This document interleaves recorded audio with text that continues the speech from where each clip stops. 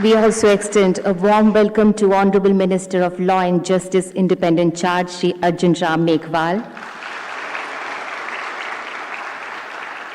Honorable Attorney General for India, Shri R. Venkataramani. Mr. Alex Chark, Lord Chancellor, UK. Honorable Solicitor General of India, Shri Tushar Mehta. हम स्वागत करते हैं chairman bar council of India Shri Manan Kumar Mishra. We extend a very warm welcome to you all.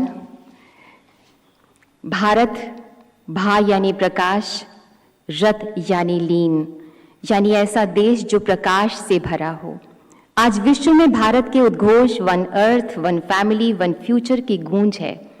Bar Council of India has recently framed the regulations for entry of foreign lawyers and firms on reciprocal basis, which has opened the way to immense prospects. ये सम्मेलन आपसी सहयोग और साझेदारी के नए द्वार खुलने की ओर एक और ऐतिहासिक कदम है. अतिथि सत्कार का संस्कार निभाते हुए हम आग्रह करते हैं chairman bar council of India Shri Manan Kumar Mishra आपसे कि कृपया माननीय प्रधानमंत्री जी का स्वागत करें, उन्हें मेमेंटो भेंट करके.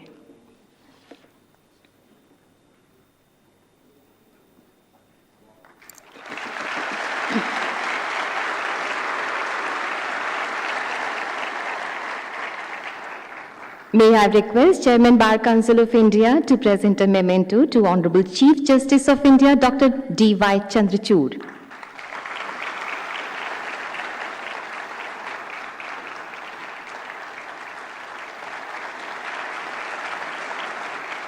आपसे ही निवेदन है श्री मनन कुमार मिश्रा, चेयरमैन बीसीआई, कि कृपया माननीय विधि एवं न्याय मंत्री स्वतंत्र प्रभार श्री अर्जुन राम मेघवाल जी को मेमेंटो भेंट करें.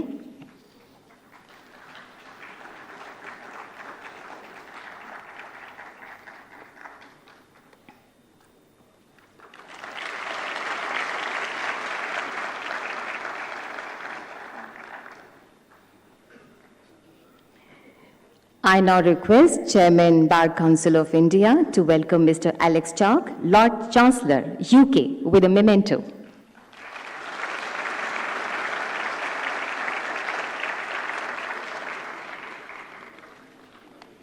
बहुत बहुत धन्यवाद. Thank you so much. और अब हमारा आग्रह है Shri Manan Kumar Mishra, chairman bar council of India, आपसे कि कृपया स्वागत संबोधन दें. Kindly deliver welcome address.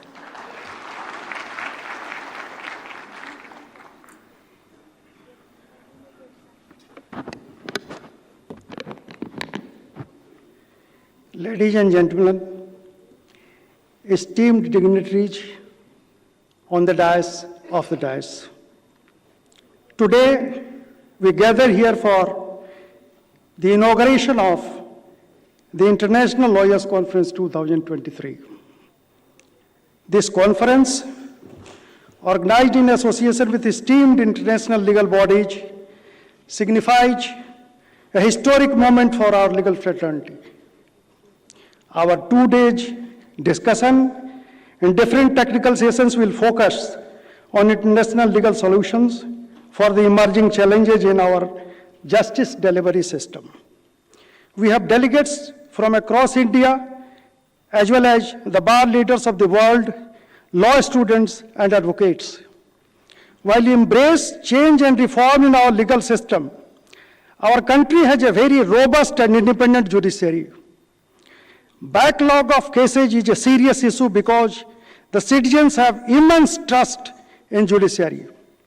Our judges work tirelessly, but the sheer size of population shows the necessity for some more judges. The recently introduced mediation law by our parliament is a welcome step. Ladies and gentlemen, the Indian legal fraternity is very strong, comprising about 23 lakh lawyers. Every village has 1 or 2 lawyers who command the entire village and surroundings. Lawyers have been strongly supporting our global hero, Narendra Modi ji, since after The conference held in Mahatma Mandir, Gandhinagar on 1st March 2014. Sir, initiatives like health insurance for lawyers and their families is the demand of the hour. A central law for protection of lawyers and their families is much needed to uphold justice and fairness in our society, and also to avoid frequent compulsions of a strike or boycotts by lawyers. Indian judiciary under the leadership of our Honorable D.Y. Chanchurji is the cornerstone of our democracy, known for its independence, protection of fundamental rights, landmark judgments, which are even cited in many other jurisdictions. Legal education is now ultra-modern, fulfilling the demands of advanced technologies to meet the demands of the profession. Efforts to promote regional languages in legal education are underway, enhancing accessibility. Bar Council of India is keen to do it. I am aware of the time constraint, and I am to assure all the delegates, both in person and virtually, that you were expecting something positive from me. However, I can guarantee that our dynamic leader will soon address you, and I am confident it will bring you immense satisfaction. The rules governing foreign lawyers in India strike a balance between protecting Indian lawyers' interests and opening opportunity for foreign lawyers. Reciprocity is the basis. We will discuss about it in detail with the foreign guest and Lord Chancellor. In conclusion, this conference is a testament to our commitment to justice, truth, progress, and this conference is going to make the members of the bar more stronger and united and more useful for the nation. देवी और सज्जनों, चांद पर पहुंचा दिया है उन्होंने।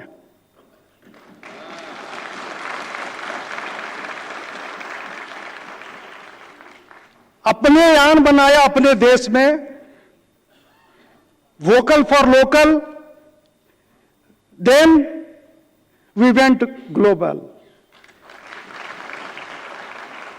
आज अभी जो मुलाकात हुई लॉर्ड चांसलर से, he also congratulated. The first thing he did, he congratulated our Honorable Prime Minister for the grand success of G20.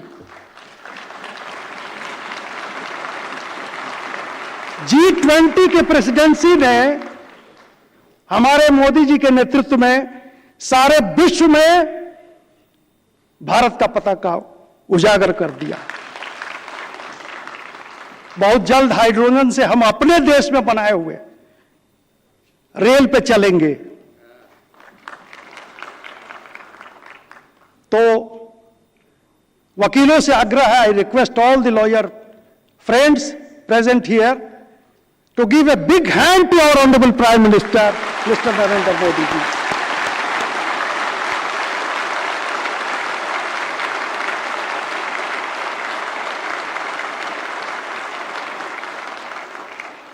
आज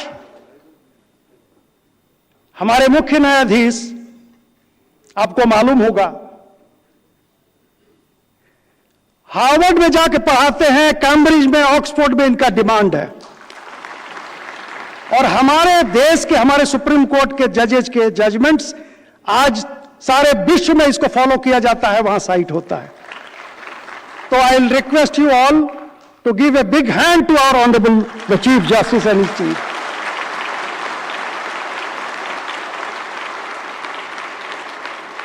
I welcome the dear honorable foreign guests, the Lord Chancellor in this gathering, and on behalf of the legal fraternity of the country, I'll request the lawyers, Indian lawyers, to give a big hand, एक तालियों के साथ उनका भी स्वागत करें। जय हिंद, नमस्कार, जय Bharat.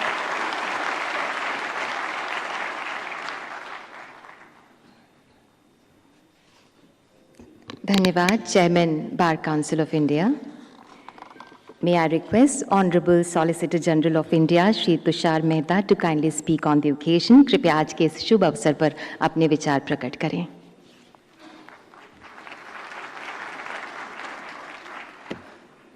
Honorable Prime Minister of India, our beloved Shri Modi ji, Honorable the Chief Justice of India, the dignitaries on the dais, the honorable judges and dignitaries of the dais.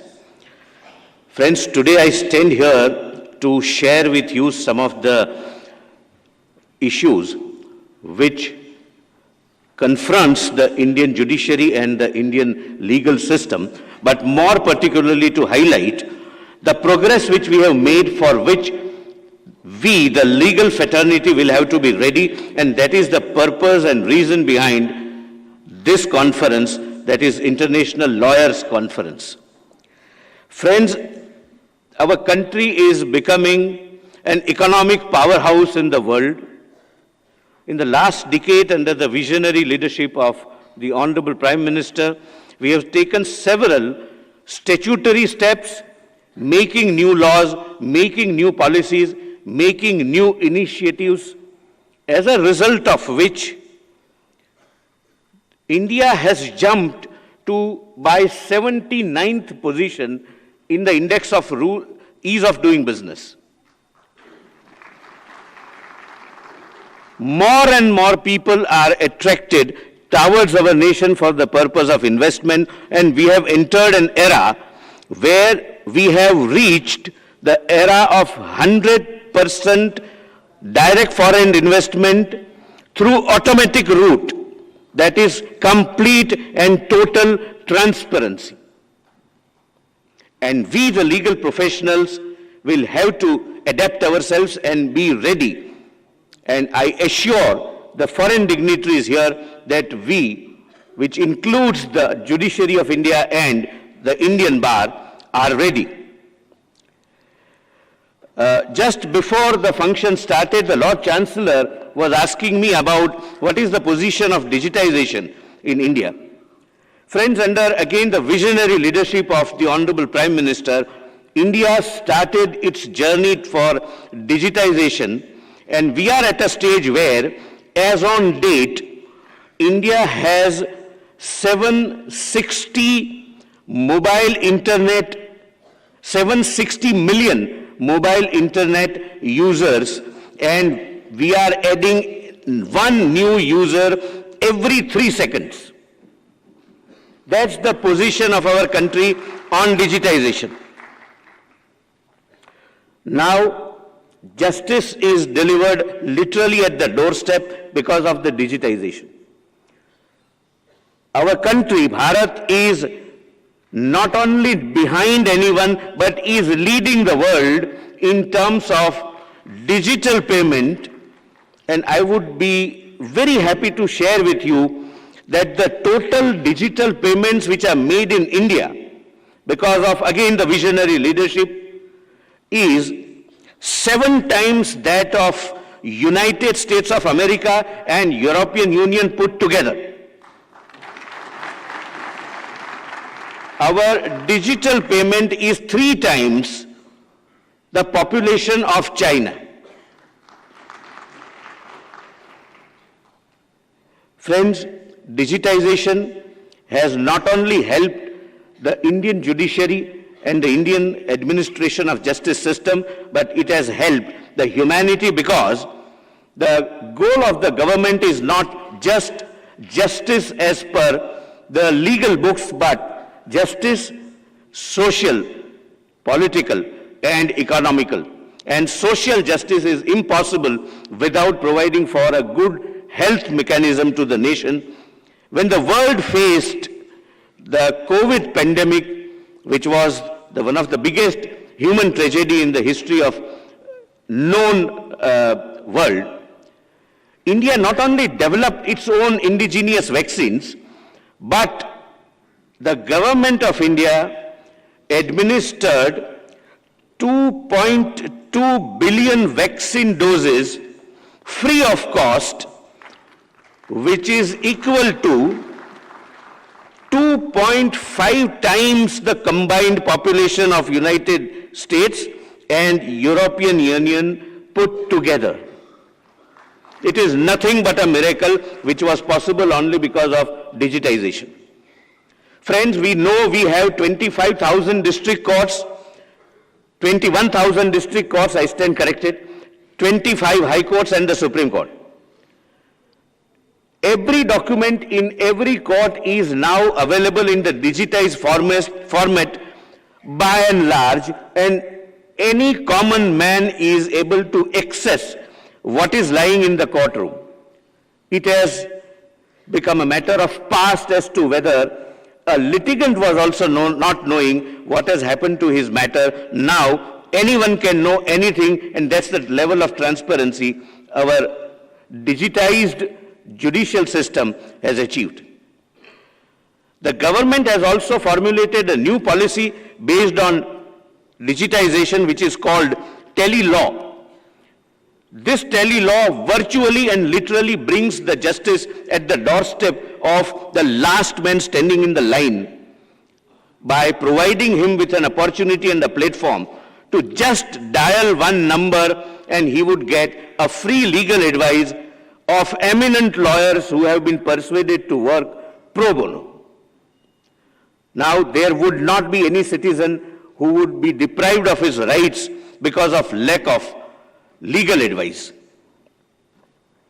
The Supreme Court has also started its own initiative under the very visionary leadership of the Honorable Chief Justice of India, and now we are in the e-era by the Chief Justice's court being completely paperless court.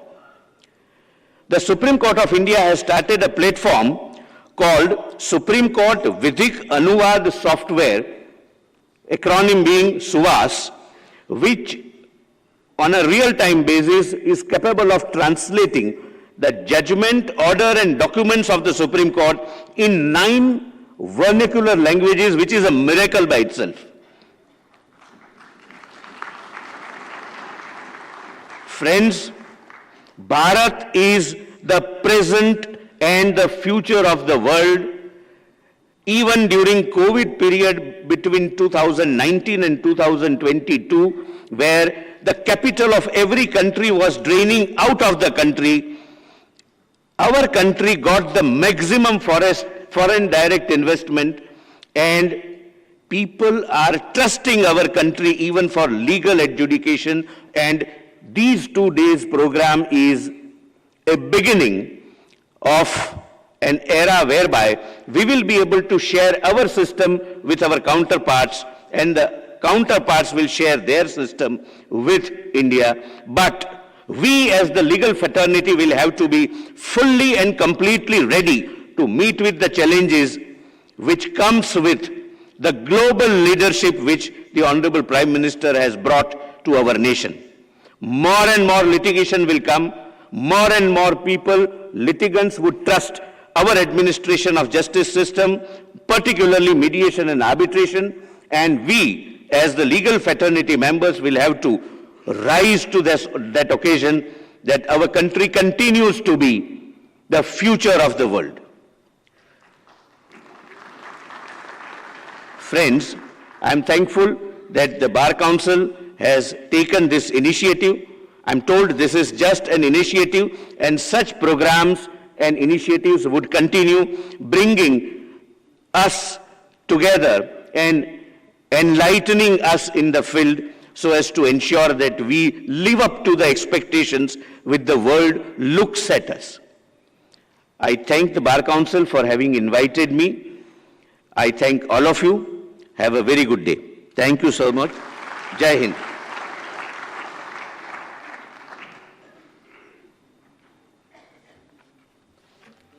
Thank you, Honorable Solicitor General of India. May I request the Honorable Attorney General for India, Shri R. Venkataramani, to kindly address the august gathering, please.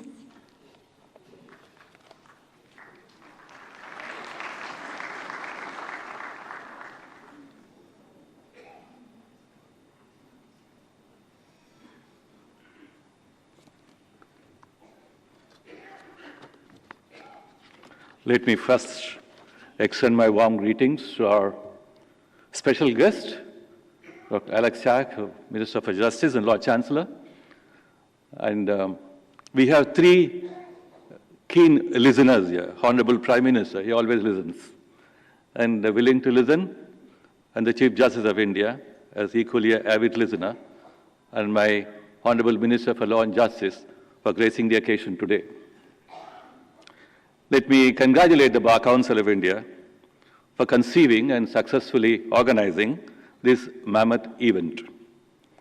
Every attempt made to gather members of the legal fraternity towards sharing of thoughts and views on enhancing justice is a valuable attempt.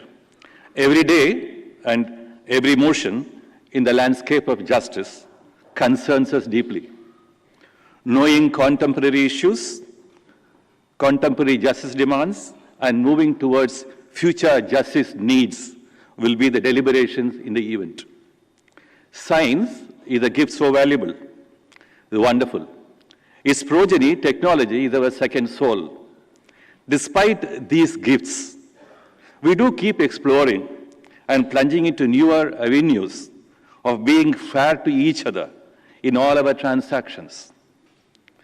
The galloping speed of movements and motions across the globe, the hitherto unthought of creation and exchanges of resources, human and natural, the yearnings for liberty and fulfillment by those in want and deprivation on the one hand, and the old world notions of divisions and hegemony with their unrelenting grips on human minds on the other hand, or in conflict.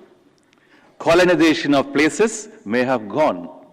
Colonization of minds and resources continue to be a challenge. War and national muscle powers seem to take new avatars. Justice demands, both domestic and global, thus call for unceasing engagements. We are indeed pushed to debate about global law for global issues only because we are still a divided globe, though with the United Nations. No person ever steps into the same river twice, for it is not the same river and it is not the same person, said Heraclitus long ago. And the same is true of justice. We tend and yearn to make changes in our social orders and the ways of life. Every brick we pick up and every mortar we add in this pursuit brings new questions and new signposts. We need to incentivize new creations of intellectual property in order that all humanity derives its benefit on equal measure. For after all, if liberty and creativity die, what is left of our existence? The conference seeks to open up our earnest minds to emerging facets of our engagement with the new frontiers of intellectual property and of science and technology, and even the harmful creations of the mind which seem to defy regulations. The conference invites us to talk about what artificial intelligence and the legal landscape. We should not confine ourselves to what Richard Susskind writes about the artificial intelligence and its benefits, or challenges in the world practice of law and justice administration, though that would be immediately important. It is proper that we begin to talk about several battles and concerns arising out of the thought machines that we call artificial intelligence. These battles include the battle for power in the new world. The conference asked us to discuss access to justice and alternate dispute resolution. Both are intertwined. We have long ago left behind the idea of legal aid as mere court assistance. We must designate aid in legal resolution as justice assistance, as a social empowerment, and as tools of social peace. As much as the state invests in this, so much it reaps by promotion of social justice and peace. Social media is borderless world of communications. It enables hugely and connects the world, but distorts, it disregards ethical or moral demands. It is an ever-hungry field and seeks partisan ends. We need to talk about its impacts on justice delivery and how it can bear invidious pressure on justice delivery and why its contours demand regulation in order that undue persuasions do not enter or deflect our objectivity. In the midst of the slippery slopes of challenges and the uncharted seas of questions, we are called upon to shape the future of legal education by its fundamental transformation into justice education and building sustainable legal profession which must satisfy gender equality, diversity, and elimination of monopoly by the creamy layers of the community as it obtains today. The conference is the beginning of a new and continuing dialogues. How can concerned minds be addressed in the midst of ever-arising questions of doing justice? I, on behalf of the Bar Council, welcome all of you once again for a fulfilling share of minds. Jai Hind.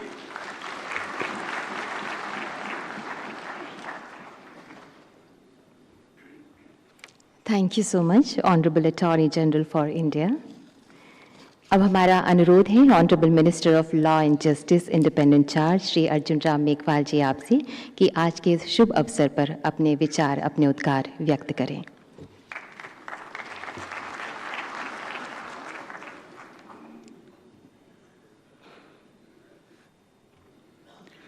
Bar council of India द्वारा आयोजित international lawyers conference 2023 में उपस्थित विश्व के सर्वाधिक लोकप्रिय नेता, भारत को विकसित भारत बनाने में जी जान से जुटे भारत के यशस्वी प्रधानमंत्री आदरणीय नरेंद्र मोदी जी, सर्वोच्च न्यायालय के मुख्य न्यायाधीश न्यायमूर्ति doctor D.Y. Chandrachud ji, secretary of state for justice of UK Shri Alex Chalk ji, Bharat के attorney general Shri R. Venkataraman ji, Bharat के solicitor general Shri Tushar Mehta ji, bar council of India के अध्यक्ष श्री मनन मिश्रा जी, उपस्थित माननीय सर्वोच्च न्यायालय के सभी न्यायाधीशगण, समस्त अधिवक्तागण और अन्य सभी उपस्थित विद्वान, श्रोतागण, मातृशक्ति और पत्रकार साथियों, सर्वप्रथम मैं बार काउंसिल ऑफ इंडिया द्वारा आयोजित the law society of England and Wales Commonwealth lawyer association तथा bar council of England and Wales के सहयोग की इस अवसर पर सराहना भी करता हूं और इनको आयोजन के लिए धन्यवाद भी देता हूं। इस आयोजन के लिए जो विषय चर्चा के लिए रखे गए हैं बहुत ही महत्वपूर्ण और प्रासंगिक है। मेरा विश्वास है कि इस कॉन्फ्रेंस में चिंतन, मनन और मंथन की प्रक्रिया से जो सार निकलेगा वो न्याय व्यवस्था के लिए इस अमृत काल में अमृत जैसा सिद्ध होगा। कुछ महत्वपूर्ण विषयों का मैं यहां जिक्र करना चाहता हूं जो 2 दिन की चर्चा के लिए रखे गए हैं। Access to justice and legal aid in developing nations, justice delivery system and the impact of social media, alternative dispute resolution in international transactions, artificial intelligence transforming the legal landscape, the changing landscape of criminal law, evolving role of legal professionals institutions, future of legal profession, next generation lawyer। ये बहुत महत्वपूर्ण विषय चर्चा के लिए रखे गए हैं। पिछले कुछ वर्षों में हम सभी ने आदरणीय प्रधानमंत्री मोदी जी के नेतृत्व में भारत सरकार द्वारा व्यापार, उद्योग, वाणिज्य, निवेश जैसे क्षेत्रों को उच्च प्राथमिकता दी है। विवादों के निपटारे के लिए अल्टरनेटिव डिस्प्यूट रिजोल्यूशन मैकेनिज्म की भूमिका को प्रभावी बनाया है। इसी श्रृंखला में माननीय प्रधानमंत्री जी के समक्ष नेतृत्व और मार्गदर्शन के तहत भारत सरकार ने contract enforcement and commercial dispute resolution को और मजबूत करने की दिशा में विभिन्न कदम और उपाय किए हैं ताकि ईज ऑफ डूइंग बिजनेस और व्यापार और निवेशकों का विश्वास बढ़ सके। मैं पिछले 9 वर्षों के दौरान प्रधानमंत्री मोदी जी के विजनरी नेतृत्व में भारत सरकार द्वारा की गई कुछ महत्वपूर्ण पहलों को बहुत सार में यहां रखना चाहता हूं। सबसे पहले कॉमर्शियल एक्ट में जो सुधार किया, कॉमर्शियल डिस्प्यूट के तेजी से निपटारे के लिए कॉमर्शियल कोर्ट एक्ट 2015 प्रथम कालखंड में आते ही लागू किया गया, जिसके तहत 2018 से मुकदमों के लिए compulsory pre and institutional mediation की शुरुआत की। ये बहुत बड़ा इंटरवेंशन था कॉमर्शियल एक्ट में। दूसरा जो अमेंडमेंट आया, आर्बिट्रेशन एंड कंसिलिएशन एक्ट 96 में आया। एडीआर को एक विजिबल डिस्प्यूट रिजोल्यूशन मैकेनिज्म के रूप में सक्षम करने के लिए इंडियन आर्बिट्रेशन एक्ट में वर्ष 2015, वर्ष 2019, वर्ष 2021 में महत्वपूर्ण संशोधन हुए, जिनका उद्देश्य इंस्टीट्यूशनल आर्बिट्रेशन को बढ़ावा देना, बेस्ट ग्लोबल प्रैक्टिस को अपनाना और एम्बिगुइटी को हल करने के साथ साथ आर्बिट्रेशन इकोसिस्टम स्थापित करना रहा है। मीडिएशन एक्ट, मीडिएशन के संबंध में कोई स्टैंड अलोन कानून नहीं था। मुझे यह बताते हुए अपार हर्ष हो रहा है कि हाल ही में प्रधानमंत्री नरेंद्र मोदी जी के नेतृत्व में मीडिएशन एक्ट 2023 में संसद से पास हो गया है। Reform for facilitating ease of doing business and ease of living. पिछले 9 वर्षों में प्रधानमंत्री मोदी जी के नेतृत्व में ईज ऑफ डूइंग बिजनेस के साथ साथ ईज ऑफ लिविंग के अनेक प्रभावकारी कदम उठाए गए हैं। बिजनेस के क्षेत्र में कंप्लायंस बर्डन को कम किया गया है और एक स्वस्थ वातावरण देने का सार्थक प्रयास किया गया है। Access to justice and legal aid in developing nations, मैं इस विषय में कहना चाहता हूं कि access to justice as a fundamental human rights that ensures individuals can seek and obtain a fair and impartial resolution to their legal disputes. न्याय की पहुंच सभी तक सुनिश्चित करने के लिए टेलीलॉ, ई कोर्ट्स, संसार में अगर हम ई कोर्ट्स के माध्यम से कभी विश्लेषण करेंगे इतिहास, तो कोविड पीरियड में संसार में सबसे ज्यादा भारत के सुप्रीम कोर्ट में ही सुनवाई हुई है। ये बहुत बड़ा लैंडमार्क अचीवमेंट है। टेलीलॉ, ई कोर्ट जैसी तकनीक योजनाएं शुरू की गई तथा निःशुल्क विधिक सहायता के लिए न्याय बंधु, न्याय मित्र जैसी प्रो बोनो सुविधाएं प्रदान की जा रही है, क्योंकि न्याय प्रणाली ऐसा कहा जाता है कि जस्टिस नेमिनी नेगंडा एस्ट means justice is to be denied nobody, अर्थात किसी को भी न्याय से वंचित नहीं किया जाना चाहिए। इस दिशा में हम तेजी से बढ़ रहे हैं। जुडिशियल इंफ्रास्ट्रक्चर के मुद्दे पर भी 2 लाइनें मैं कहना चाहता हूं। जिलों और अधीनस्थ न्यायालयों में बुनियादी सुविधाओं के विकास के लिए केंद्र प्रायोजित योजना के तहत आर्थिक सहायता प्रदान की जा रही है। वकीलों के लिए भी लॉयर्स चैम्बर में तेजी आई है पिछले 9-10 सालों में, आपने देखा होगा फील्ड में। मैं बताना चाहता हूं कि वर्तमान में जून 2023 तक कुल 412 विशिष्ट पॉक्सो अदालतें सहित 763 फास्ट ट्रैक कोर्ट कार्यरत हैं। अब तक फास्ट ट्रैक कोर्ट द्वारा कुल 33 लाख से अधिक लंबित मामलों का निपटारा भी किया गया है। जुलाई 2023 तक देश में 785 फैमिली कोर्ट्स कार्यरत हैं। अब तक देश में 422 ग्राम न्यायालय भी हैं। अंत में इस कार्यक्रम के समस्त आयोजकों और प्रतिभागियों को मैं अपनी शुभकामनाएं देता हूं और आशा करता हूं कि यहां जो सार्थक चर्चाएं होगी वे न्याय प्रणाली को और अधिक सुलभ और पारदर्शी बनाने की दिशा में पथ प्रदर्शक साबित होगी। आज इस कार्यक्रम में भाग लेने के लिए ब्रिटेन के जो एलेक्स चौक, जो हमारे सेक्रेटरी स्टेट ऑफ जस्टिस है, वो भी आए हैं। मैं उनका भी आभार प्रकट करना चाहता हूं। हम सभी सौभाग्यशाली हैं कि हमें इस कार्यक्रम में देश के यशस्वी प्रधानमंत्री आदरणीय नरेंद्र मोदी जी का भी मार्गदर्शन प्राप्त होगा। मैं ज्यादा न कहते हुए अपनी वाणी को यहीं विराम देता हूं। सभी का बहुत बहुत धन्यवाद। जय भारत।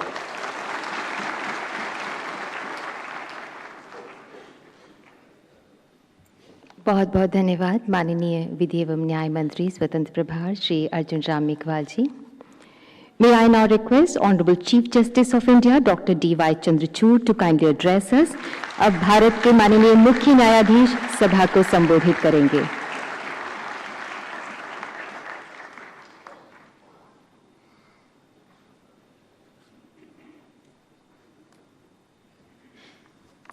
नमस्कार।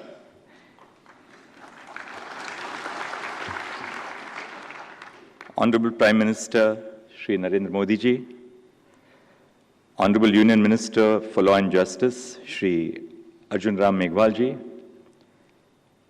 Honorable Lord Chancellor and Secretary of State for Justice Mr. Alex Chalk, the Learned Attorney General Shri R. Venkatramani, Learned Solicitor General Shri Tushar Mehta, Chairman Bar Council of India Shri Manan Kumar Mishra, Vice Chairperson Bar Council of India Shri S. Prabhakaran, my distinguished colleagues of the Supreme Court, Chief Justices of the High Courts, Judges of the High Courts, all the other distinguished guests this morning. It is a privilege to address this august gathering. At the outset, I applaud the Bar Council of India, the Law Society of England and Wales, the Bar Council of England and Wales, and the Commonwealth Lawyers Association for collaborating in putting together a conference of immense promise and relevance. Each one of us, individually and collectively, have volumes, whether it's now terabytes or gigabytes or petabytes, to learn from different jurisdictions, perspectives, and most importantly, from each other. All we need is the humility to recognize this vast scope to learn and platforms for such an exchange. The aim of the conference to promote what has been eloquently phrased by the organizers as introspective discourse and constructive dialogue is indeed noble. Over the next 2 days, we will witness some of the best minds, including judges from across the globe, my own distinguished colleagues in the Supreme Court and in several high courts, global practitioners and legal scholars discuss the diverse challenges to justice delivery. As the inaugural speaker, however, I believe my task is different. Instead of addressing specific challenges to justice delivery, I seek to present an umbrella framework to address these challenges and find innovative solutions. It is utopian to think that there will be a day when we will find perfect solutions and no challenges to justice delivery. However, it is definitely not utopian to aspire to a world where nations, institutions, and most importantly, individuals are open to engage with and learn from one another without feeling threatened or belittled. It is in this engagement that I believe lies the framework to find mutual solutions. Firstly, engagement between nations, constitutions, and legal systems. What better example than our own beloved Constitution? From the drafting of our Constitution to the adjudication of constitutional questions, India has a rich tradition of engaging with foreign constitutions and precedents. It is often argued, and I tend to agree, that our openness to draw from foreign experiences is rooted in our perception of the Constitution as a transformative document. When a Constitution is perceived as transformative, it is more likely that foreign experiences will be drawn as inspiration of how such transformation is possible on several issues. In a number of my own judgments, and that applies to my colleagues in the Supreme Court, we survey the position of law adopted by international organizations and various national jurisdictions. I have found this to be a worthwhile exercise to not only contextualize answers to constitutional questions, such as public interest immunity claims for non-disclosure, but also commercial law questions like remuneration of arbitrators. India has a relatively infant law, as legal discourse goes, the Insolvency and Bankruptcy Code of 2016. And we have drawn extensively from jurisdictions such as the UK, the US, Australia, Singapore, only to name a few jurisdictions. Knowledge sharing is, of course, a two-way street, with decisions of the Indian Supreme Court being regularly cited and relied upon by foreign courts faced with thorny questions. At the administrative level too, the Indian judiciary must remain receptive to collaborating with various nations. India has played a pivotal role by constructing the Supreme Court buildings in Mauritius and in Bhutan. Recently, I had the privilege of signing an MOU with the Chief Justice of the Supreme Court of Singapore in the field of judicial cooperation.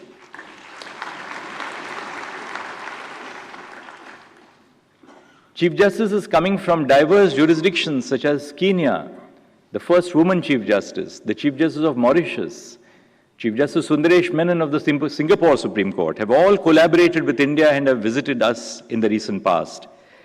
Indeed, nothing explains this push towards engagement across nations better than the slogan for the recently concluded G20 summit, Vasudhaiva Kutumbakam, the world is but one family. Let me dwell briefly on institutions. The next layer of my framework is engagement with institutions within the country. While the Constitution provides for separation of powers between the legislature, the executive, and the judiciary, it also creates a space for institutions to learn from each other and deliver justice. In our tendency to emphasize differences, we often forget the abundant examples of collaboration between institutions to further the interest of justice. This holds true not only in lofty constitutional challenges, but more frequently in the everyday interactions between the courts and government. Back in the 1980s, in the case of Azad Rickshaw Pullers Union versus State of Punjab, the vires of a legislation that mandated rickshaw pullers to be owners of the rickshaws they plied was under challenge before the Supreme Court. Instead of an adversarial approach, the Supreme Court and the government worked together to craft a solution. In his classic flair, a distinguished judge of our court wrote, "The state, by exercising its legislative power alone, could not produce justice until this formula was hammered out. The court, with its process of justice alone, could not produce a viable project. But now justice and power have come together, and hopefully we have fulfilled the words of Blaise Pascal. Justice without power is inefficient. Power without justice may be tyranny. Justice and power must therefore be brought together so that whatever is just may be powerful, and whatever is powerful may be just."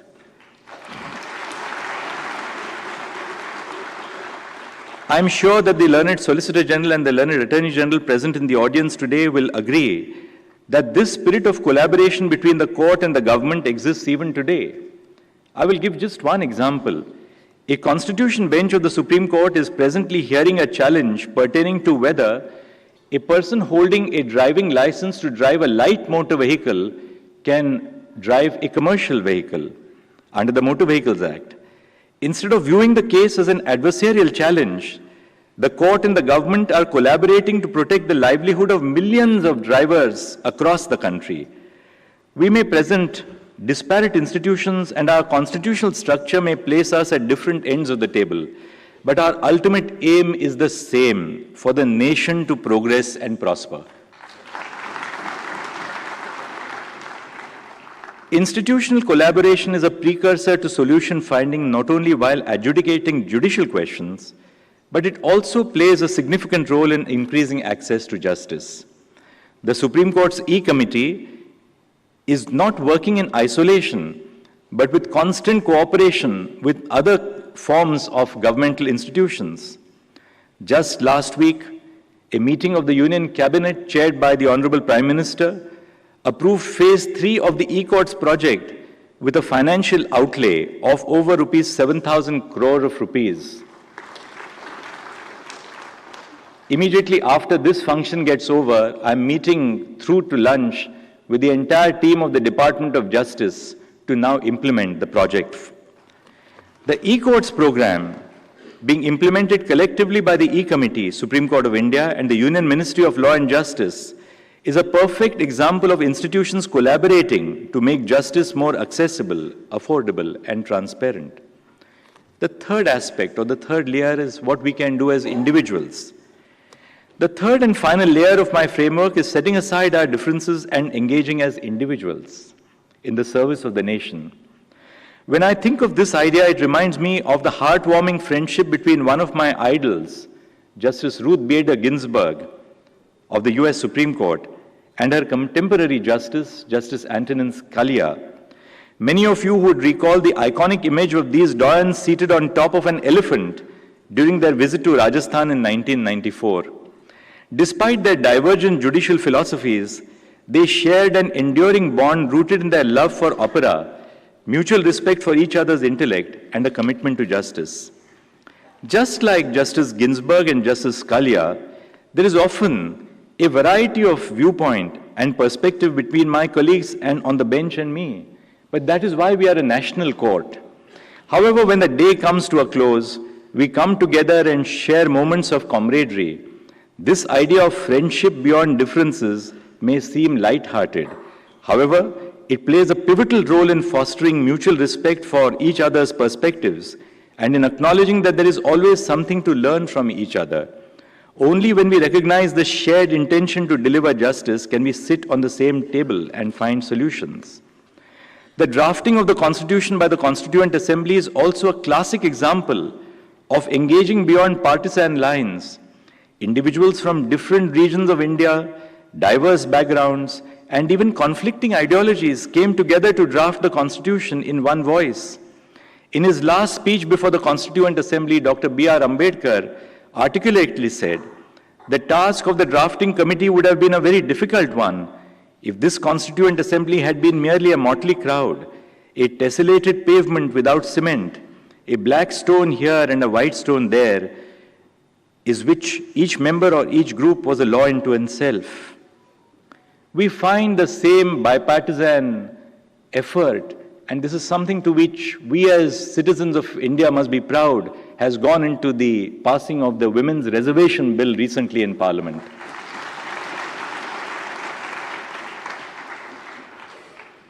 The making of our Constitution is indeed a perfect encapsulation of the framework that I have proposed today. Before I conclude, in the spirit of this being an international lawyers' conference, I would like to highlight that while the judiciary definitely bears the responsibility to administer justice and uphold the rule of law, my friends at the bar, you play an equally vital role in an era characterized by ever-increasing globalization. The role of lawyers has evolved to address myriad global legal challenges. The rapid advancement of technology has created complex legal issues, with lawyers leading the way in navigating this landscape. They ensure clients and governments adapt to tech changes while upholding legal rights and regulations, covering areas like cybersecurity, data privacy, and intellectual property. Lawyers also bear significant commercial responsibility, driving economic growth by helping clients and governments enhance business efficiency and cross-border operations. Through their role in facilitating international trade, investments, and collaborations, they contribute to our nation's economic well-being and global cooperation. Just as Indian industry has radically altered its footprints from 1980 or earlier, by now reaching out across the world, I believe it's time for our lawyers to reach across the world in a global landscape.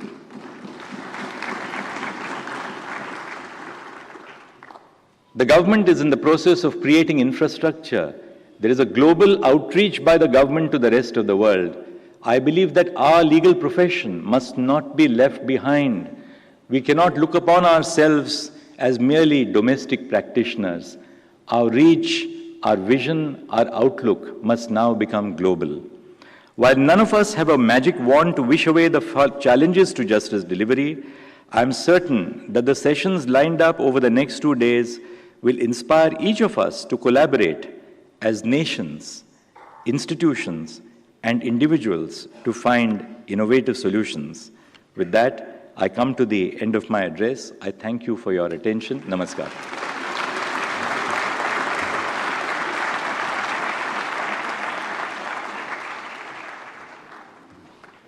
बहुत बहुत धन्यवाद भारत के माननीय मुख्य न्यायाधीश महोदय। लोक हृदय में पूजित प्रतिष्ठित माननीय प्रधानमंत्री श्री नरेंद्र मोदी जी, जिनकी श्वासों में भारत का स्वाभिमान स्पंदित होता है, जिन्होंने भारत की संस्कृति विश्व एक परिवार है को इन 9 सालों में भारत के नाम के साथ ऐसा गढ़ा कि पूरे विश्व में इस सोच का अभिनंदन है, इस संस्कृति का वंदन है। May I request the Honorable Prime Minister of India, Shri Narendra Modi ji, to kindly address us.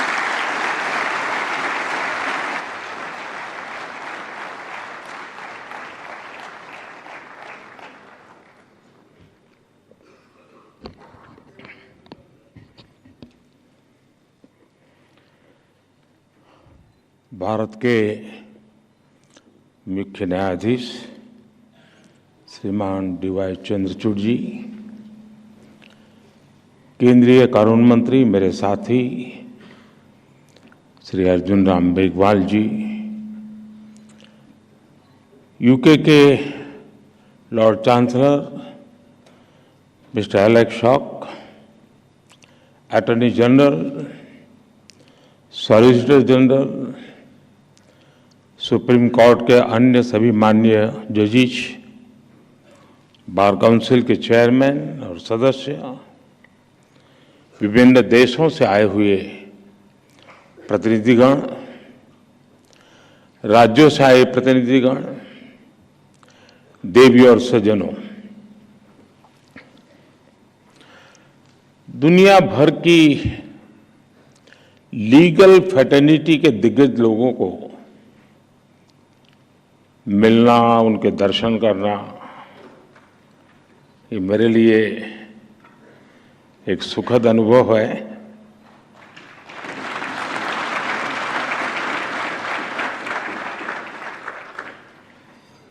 Bharat के कोने कोने से यहाँ लोग आज उपस्थित हैं। इस कॉन्फ्रेंस के लिए लॉर्ड चांसलर ऑफ इंग्लैंड और बार एसोसिएशन ऑफ इंग्लैंड के डेलीगेट्स भी हमारे बीच हैं। इसमें कॉमनवेल्थ कंट्रीज और अफ्रीकन कंट्रीज के प्रतिनिधि भी हिस्सा ले रहे हैं। एक तरह से इंटरनेशनल लॉयर्स कॉन्फ्रेंस वसुधैव कुटुंबकम की भारत की भावना का प्रतीक बन गई है। इस कार्यक्रम में आए हुए सभी इंटरनेशनल गेस्ट का मैं भारत में हृदय से बहुत बहुत स्वागत करता हूं। मैं बार काउंसिल ऑफ इंडिया को भी विशेष रूप से बधाई देता हूं, जो बखूबी से इस आयोजन का दायित्व निभा रही है। साथियों, किसी भी देश के निर्माण में वहां की लीगल फ्रेटर्निटी की बहुत बड़ी भूमिका होती है। भारत में वर्षों से जुडिशरी और बार भारत की न्याय व्यवस्था के संरक्षक रहे हैं। हमारे जो विदेशी मेहमान यहां हैं, उन्हें मैं एक बात खास तौर पर बताना चाहता हूं। कुछ ही समय पहले भारत ने अपनी आजादी के 75 साल पूरे किए हैं और आजादी की इस लड़ाई में लीगल प्रोफेशनल्स की बहुत बड़ी भूमिका रही है।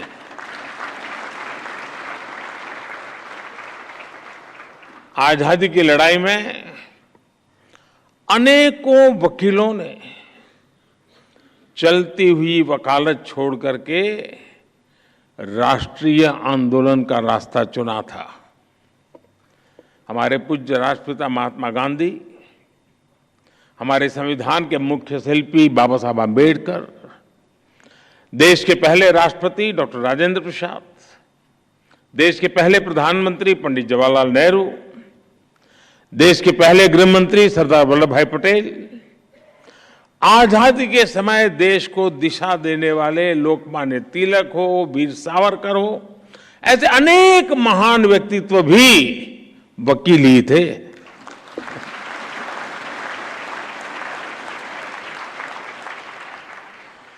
यानी लीगल प्रोफेशनल्स के अनुभव के ने आजाद भारत की नींव को मजबूत करने का काम किया। और आज जब भारत के प्रति विश्व का जो भरोसा बढ़ रहा है, उसमें भी भारत की निष्पक्ष स्वतंत्र न्याय व्यवस्था की बड़ी भूमिका है। आज ये कॉन्फ्रेंस एक ऐसे समय हो रही है जब भारत कई ऐतिहासिक निर्णयों का साक्षी बना है। एक दिन पहले ही भारत की संसद ने लोकसभा और विधानसभाओं में महिलाओं को 33% आरक्षण देने का कानून पास किया।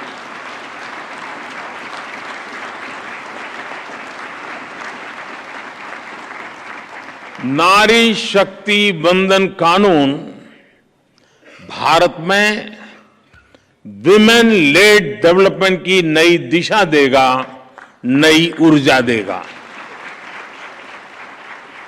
कुछ ही दिनों पहले ही G20 के ऐतिहासिक आयोजन में दुनिया ने हमारी डेमोक्रेसी, हमारी डेमोग्राफी और हमारी डिप्लोमेसी की झलक भी देखी।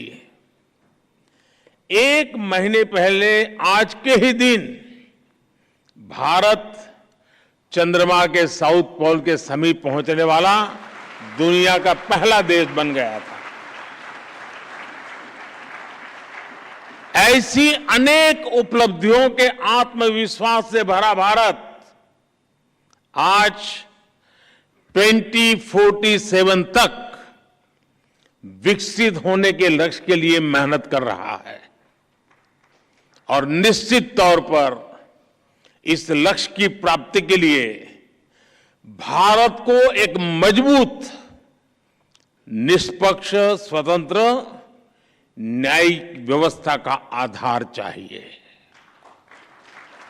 मुझे विश्वास है इंटरनेशनल लॉयर्स कॉन्फ्रेंस इस दिशा में भारत के लिए बहुत ही उपयोगी साबित होगा।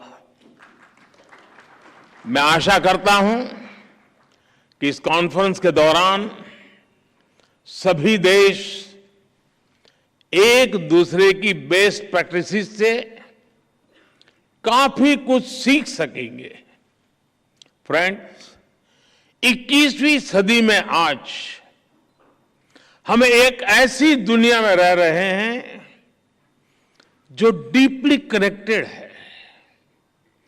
हर लीगल माइंड या इंस्टीट्यूशन अपने जुरिडिक्शन को लेकर बहुत सचेत है, लेकिन ऐसी कई ताकतें हैं जिनके खिलाफ हम लड़ रहे हैं। वो बॉर्डर्स या जुरिडिक्शंस की परवाह नहीं करती। और जब खतरे ग्लोबल है तो उनसे निपटने का तरीका भी ग्लोबल होना चाहिए। साइबर टेररिज्म हो, मनी लॉन्ड्रिंग हो, आर्टिफिशियल इंटेलिजेंस हो और इसके दुरुपयोग की भरपूर संभावनाएं हो, ऐसे अनेक मुद्दों पर सहयोग के लिए ग्लोबल फ्रेमवर्क तैयार करना सिर्फ किसी शासन या सरकार से जुड़ा मामला नहीं है। इसके लिए अलग अलग देशों के लीगल फ्रेमवर्क को भी एक दूसरे से जुड़ना होगा। जैसे हम एयर ट्रैफिक कंट्रोल के लिए मिलकर काम करते हैं। कोई देश ये नहीं कहता तुम्हारा कानून तुम्हारे यहां, मेरा कानून मेरे यहां। जी नहीं, फिर किसी का जहाज उतरेगा ही नहीं। हर कोई common rules and regulations, protocols का पालन करता है। उसी तरह हमें अलग अलग डोमेन में ग्लोबल फ्रेमवर्क तैयार करना ही पड़ेगा। इंटरनेशनल लॉयर्स कॉन्फ्रेंस इस दिशा में अवश्य मंथन करना चाहिए, दुनिया को नई दिशा देनी चाहिए।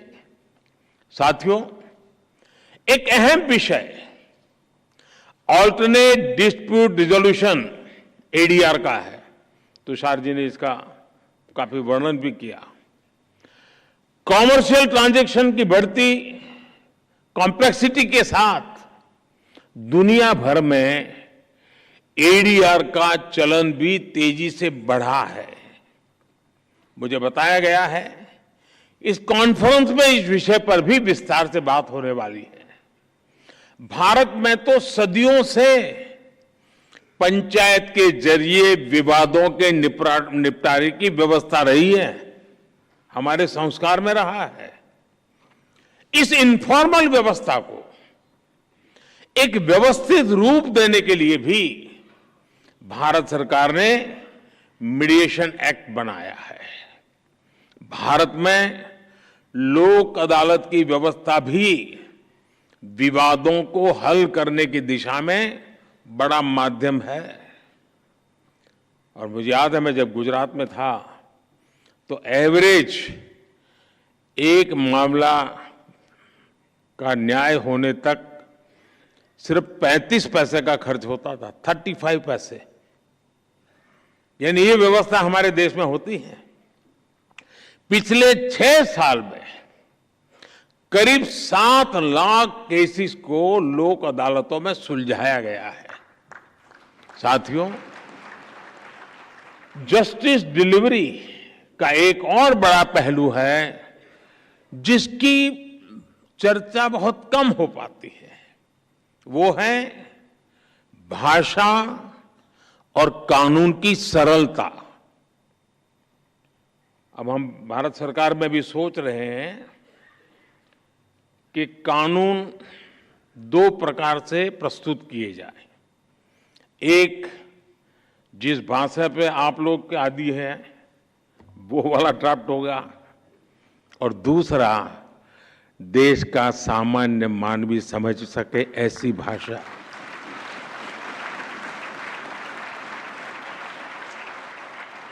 उसको कानून भी अपना लगना चाहिए। हम कोशिश कर रहे हैं, मुझे भी सिस्टम भी उसी ढांचे में पली बढ़ी है तो उसको बाहर निकालते निकालते, लेकिन हो सकता है कि अभी मुझे काफी काम है, मेरे पास समय भी बहुत है, तो मैं करता रहूंगा।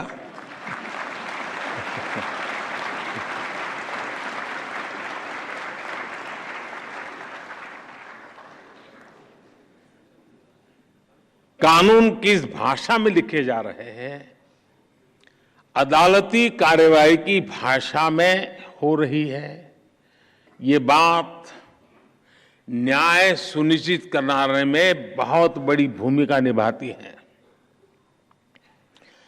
पहले किसी भी लॉ के ड्राफ्टिंग बहुत कॉम्प्लेक्स होती थी। सरकार के तौर पर अब हम भारत में नए कानून, जैसा मैंने आपको कहा, 2 प्रकार से, और जितना ज्यादा हम सरल बना सके और हो सके उतना भारतीय भाषाओं में उपलब्ध करा सके, उस दिशा में हम बहुत सिंसियरली प्रयास कर रहे हैं। डेटा प्रोटेक्शन लॉ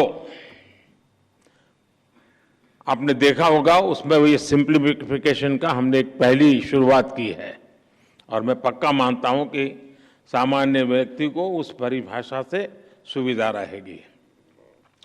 भारत की न्याय व्यवस्था में मैं समझता हूं ये एक बहुत बड़ा परिवर्तन हुआ है, और मैं चंद्रचूड़ जी का पब्लिकली मैंने एक बार अभिनंदन किया था, क्योंकि उन्होंने कहा कि अब कोर्ट जजमेंट का ऑपरेटिव पार्ट जो लिटिगेंट है उसकी भाषा में हम उपलब्ध कराएंगे। देखिए, इतने से काम में 75 साल लग गए, और ऐसे के लिए, इसके लिए भी मुझे आना पड़ा।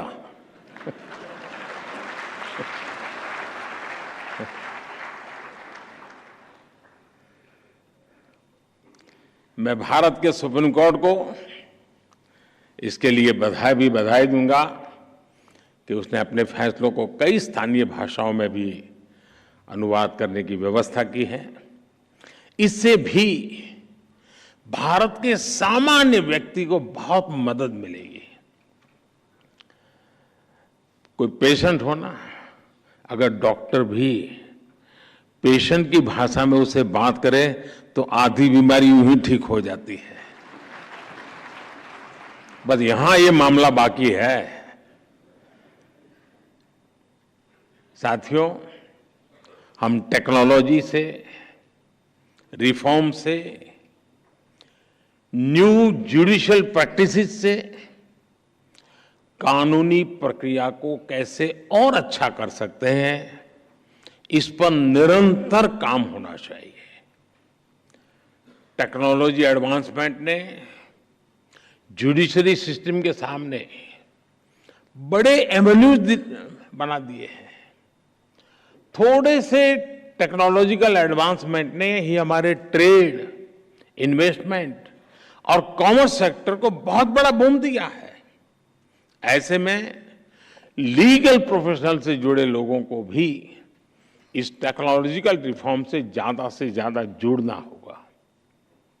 मैं आशा करता हूं कि इंटरनेशनल लॉयर्स कॉन्फ्रेंस न्यायिक व्यवस्थाओं के प्रति पूरी दुनिया का विश्वास बढ़ाने में सहायक सिद्ध होगी। मैं इस आयोजन से जुड़े हर व्यक्ति को इस सफल कार्यक्रम के लिए अपनी ढेर सारी शुभकामनाएं देता हूं। बहुत बहुत धन्यवाद।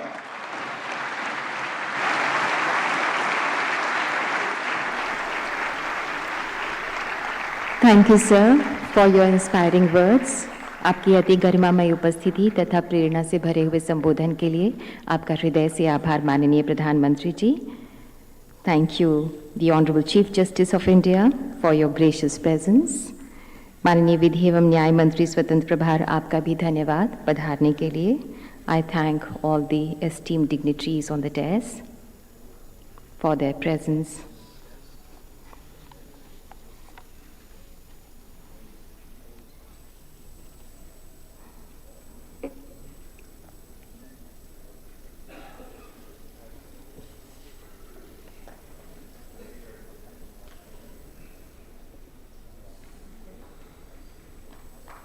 बहुत बहुत धन्यवाद माननीय प्रधानमंत्री जी।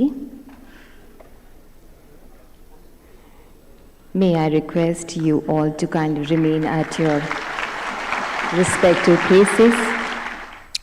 तो ये आप ये सीधी तस्वीरें देख रहे थे जहां प्रधानमंत्री नरेंद्र मोदी अंतर्राष्ट्रीय अधिवक्ता सम्मेलन को संबोधित कर रहे थे। इस दौरान उन्होंने बहुत सारी महत्वपूर्ण बातें कहीं।